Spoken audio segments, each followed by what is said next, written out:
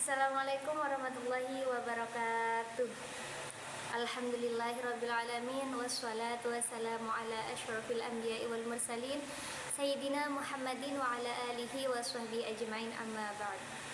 Al-mukarram wal muhtaram wa nakhussu bi dzikri Kiai Haji Muhammad Hasan Mutawakkil Allah SHMM selaku pengasuh Pondok Pesantren Zainul Hasan Genggong, dan tak lupa pula yang saya hormati Ustadz Asosiat Profesor Dr. Abdul Aziz Wahab BAMAG selaku Rektor Universitas Islam Zainul Hasan Genggong, dan tak lupa pula yang saya hormati dosen pengampu dalam makul retorika dakwah. Pertama-tama marilah kita panjatkan puja dan puji syukur kehadiran Allah Subhanahu wa taala yang mana dengan taufik serta hidayahnya kita diberikan kesehatan sehingga kita dapat bisa berkumpul di tempat yang insya Allah penuh barokah ini. Kedua kalinya sholawat beserta salam semoga tetap tercurah limpahkan kepada Nabi Agung Nabi Muhammad Sallallahu Alaihi Wasallam yang telah membawa kita dari alam jahiliyah menuju alam yang terang benderang, yakni agama Islam. Baik, di sini perkenalkan, nama saya Diana Hotibi. Di sini saya akan menjelaskan tentang keutamaan doa. Apa sih doa itu sendiri? Doa itu berasal dari kata da'ayatu yang berarti memohon, memanggil atau meminta.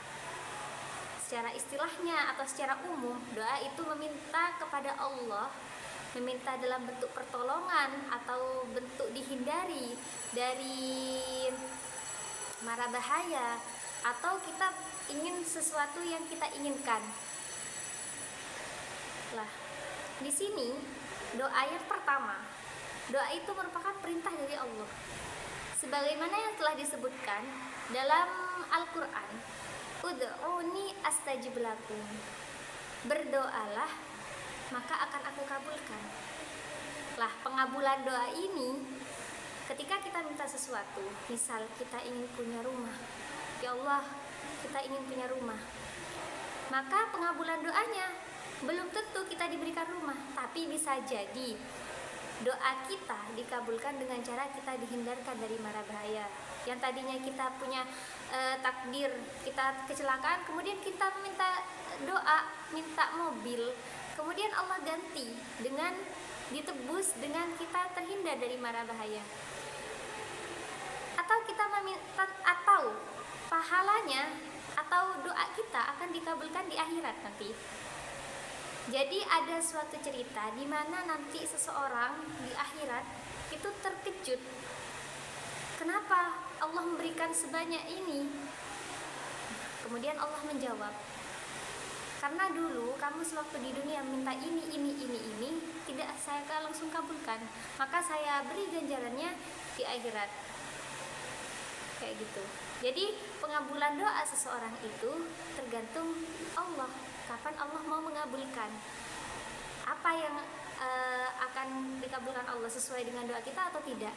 Seperti kata Sayyidina Ali, ketika kita berdoa kemudian sesuai dengan apa yang kita minta, misal kita minta mobil, kemudian Allah kasih mobil, berarti itu memang keinginanku. Tapi kalau kita minta misal minta mobil, kemudian Allah dikasih hal yang lain, maka itu keinginan Allah, maka aku lebih menyukai hal itu, kata Sayyidina Ali. Kemudian yang kedua, Allah itu dekat. Sebagaimana keterangan, wa nahnu aqrabu ilaihi min hablil warid. Dan aku, katanya Allah, sungguhnya aku tuh lebih dekat kepadamu, lebih dekat dari urat nadi kalian sendiri. Jadi jangan pernah merasa jauh, tetaplah meminta kepada Allah, karena doa itu adalah perantara antara Tuhan dan hambanya. Lah, pengabulannya kapan? Ya terserah Allah. Allah mau mengabulkan itu kapan? Kemudian yang ketiga, doa dapat mengubah takdir.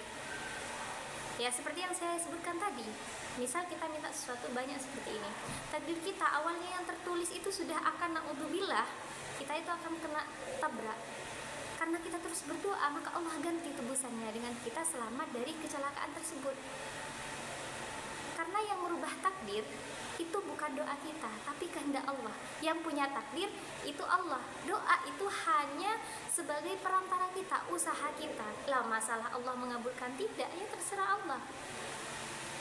Maksud di sini doa dapat merubah takdir, yaitu Allah sendiri yang dapat merubah, karena yang memiliki takdir itu Allah.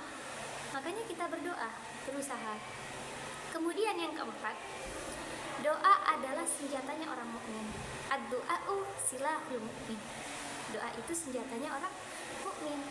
Jadi ketika misalkan kita nanti didolimi oleh seseorang, kemudian kita berdoa, maka akan dikabulkan. Apalagi doanya orang yang didolimi.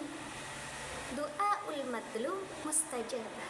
Karena doanya orang yang dianiaya itu sangat mustajabah. Jadi ketika kita dianiaya, didolimi, jangan minta yang misal nih kita didolimi, ya Allah semoga dia kecelakaan, jangan, tapi minta kebaikan untuk diri kita sendiri lah, karena itu waktu mustajabah tuh, ad-du'aul madlum mustajabatun, seperti itu. Jadi inti dari semuanya itu doa adalah kebutuhan kita. Allah memang tidak butuh kita, tapi kita butuh Allah. Fadu'ai wa batihali syahidun li biftiqori. Doa adalah sebagai tanda bahwa aku butuh padamu, katanya dalam suatu syair Burdah. Jadi doa itu bentuk kita butuh, bentuk kita seorang hamba. Jadi kalau kita berdoa, kita tuh harus merasa lemah, harus merasa bodoh semuanya. Ketika kita ingin minta kepintaran, kita harus merasa bodoh. Karena kalau orang sudah pintar, ya sudah, Allah bilang, kamu sudah pintar, ya sudah, tidak usah minta. Berarti kita harus merasa bodoh, merasa miskin, merasa lemah. Itu sebagai seorang hamba, yang butuh itu kita. Mungkin seperti itu saja yang dapat saya sampaikan tentang keutamaan doa. Kurang lebihnya saya minta maaf. Wassalamualaikum warahmatullahi wabarakatuh.